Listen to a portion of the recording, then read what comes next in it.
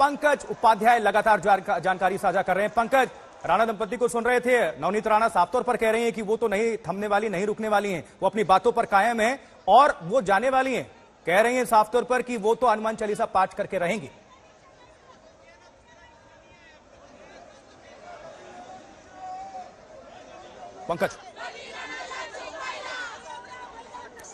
पंकज को हम जोड़ने की कोशिश कर रहे हैं। इस बीच 5 तस्वीरें आप सभी तक हम साझा कर रहे हैं। देखिए शिव सैनिकों का हंगामा किस तरह से ये चल रहा है। पहली तस्वीर में आप देख पा रहे हैं, दूसरी विंडो में आप देख रहे हैं कि घर में घुसने की कोशिश की शिव सैनिक कार्यकर्ताओं ने, हजारों की संख्या में, चूंकि उनकी वहां पर मौजूदगी है। बैरिकेडिंग भी तोड़ा, बैरिकेडिंग तोड़कर किस तरह से आगे बढ़े वो भी हम आपको दिखा रहे हैं। और पुलिस का नाकाफी इंतजाम रहा सुबह किस तरह से, और महिला कार्यकर्ताओं ने भी मोर्चा संभाल रखा है। कुल मिलाकर शिव सैनिकों का ये हंगामा, ये बवाल लगातार जारी है, क्योंकि 9 बजे ऐलान किया था। नवनीत राणा ने कहा था कि वो मातोश्री के बाहर जाकर, उद्धव ठाकरे के घर के बाहर, उनके आवास के बाहर जाकर हनुमान चालीसा का पाठ करने वाली हैं। लेकिन 9 बजे उससे पहले ही शिव सैनिक कार्यकर्ता वहां पर उनके घर के बाहर पहुंच जाते हैं। जमकर नारेबाजी हो रही है, जमकर बवाल मचा हुआ है। एक बार फिर से हम रुख करते हैं पंकज का। पंकज हमारे साथ जुड़े हुए हैं। पंकज, लगातार हम देख पा रहे हैं हंगामा बढ़ता जा रहा है, बवाल जारी है, कोई भी पक्ष झुकने को राजी नहीं है। शिव सैनिक कह रहे हैं कि हम हनुमान चालीसा का पाठ नहीं करने देंगे। वहीं नवनीत राणा कह रही हैं कि वो अपनी बातों पर अब भी कायम है,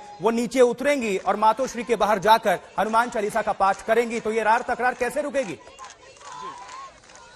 हाँ, अभी इसका जवाब देना बहुत मुश्किल है, क्योंकि इसका जवाब ना तो शिव सैनिक दे पा रहे हैं, ना शिवसेना के नेता दे पा रहे हैं। दिलचस्प बात तो यह है कि शिव सैनिकों के साथ साथ अभी शिवसेना के वरिष्ठ नेता विनायक राउत भी यहां पर थोड़ी देर पहले पहुंचे थे। एक बार फिर से दिखा देना चाहते हैं जो आउटर पेरिफेरी है, जो मेन रोड है, वहां पर क्या हो रहा है। बैरिकेडिंग तो मैंने आपको बताया कि वहां पर चली हुई है, लेकिन वहां भी शिव सैनिकों का जो जमावड़ा है वो धीरे धीरे बढ़ता जा रहा है, क्योंकि अब जो बड़े नेतागण हैं शिवसेना का, वो भी यहां पर खार का रुख कर रहे हैं। विनायक राउत यहां पर कुछ देर पहले आए थे, आज तक से उन्होंने एक्सक्लूसिव बातचीत करी है। उनका यह कहना है, जो नवनीत नारा ने आरोप लगाए हैं मुख्यमंत्री उद्धव ठाकरे पर, वो बेबुनियाद है। मुंबई पुलिस के लिए उनका कहना है कि वो सरकार के बिल्कुल भी दबाव में नहीं है, और यहां पर मुख्यमंत्री ने ना ही आदित्य ठाकरे ने शिव सैनिकों को किसी भी तरीके का ना तो आदेश दिया है, ना निर्देश दिया है। अगर शिव सैनिक मातोश्री के सामने हजारों की संख्या में जमा हो रहे हैं, अगर खार में यहां पर हजारों की संख्या में जमा हो रहे हैं, वो सिर्फ अपनी भावनाओं को लेकर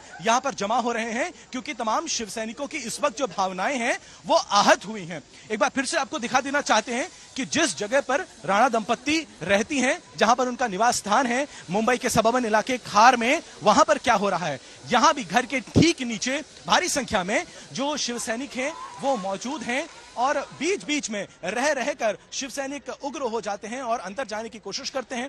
बड़े मुंबई पुलिस के आईपीएस अधिकारी, बड़े आईपीएस अधिकारी भी यहां पर मौजूद हैं।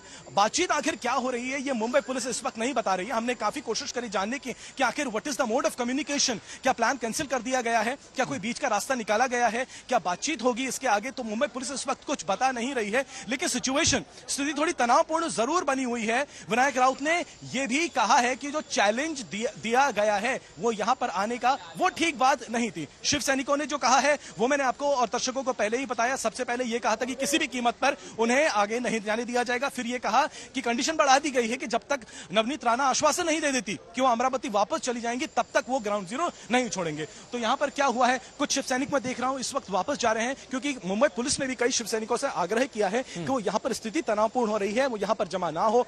कई लोग यहां पर शिव सैनिक जा रहे हैं, क्योंकि शिवसेना के बड़े जो वरिष्ठ नेतागण हैं वो भी अब खार का रुख कर रहे हैं। तो एक्टिविटी यहां पर इस वक्त भी पिछले 2 घंटों से चल रही है। देखिए 9 बजे का समय दिया था, जब नवनीत राणा ने कहा था कि वो अपने घर के बाहर से निकलेंगे, और ये भी दर्शकों को बताएं कि अब तो उन्हें वाइस सिक्योरिटी प्रदान कर दी गई है। और ये भी एक बात है जो शिव सैनिकों को काफी अखर रही है। कई शिव सैनिकों का कहना है कि अब क्योंकि उन्हें वाइस सिक्योरिटी प्रदान कर दी गई है, इसका भी नवनीत राणा काफी दम भर रही है, और इसी वजह से अब वो कह रही हैं, और इसी वजह से शायद उन्होंने चैलेंज दिया है कि किसी भी कीमत पे वो वहां पर मातोश्री के सामने जाकर हनुमान चालीसा का पाठ करेंगी। तो ना नवनीत राणा ना रवि राणा झुकने के लिए तैयार हैं, दूसरी तरफ ना ही शिवसेना झुकने के लिए तैयार है और ना ही शिवसेना के पंकज, इस नेतागण पर की कोई तरफ स्टेटमेंट से आया ऐसा क्या कुछ सरकार बयान की आ तरफ रहा से, है उद्धव जिससे ठाकरे की कहा तरफ से, जा या फिर उनके किसी भी मंत्री की तरफ से? क्योंकि नवनीत राणा का कहना है कि ये सरकार महाराष्ट्र में गुंडागर्दी कर रही है और उनको रोकने की कोशिश है, ये हनुमान चालीसा के खिलाफ है, हिंदुओं के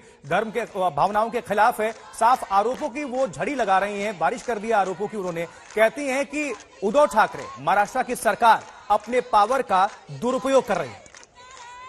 तो इसको लेकर कोई स्टेटमेंट?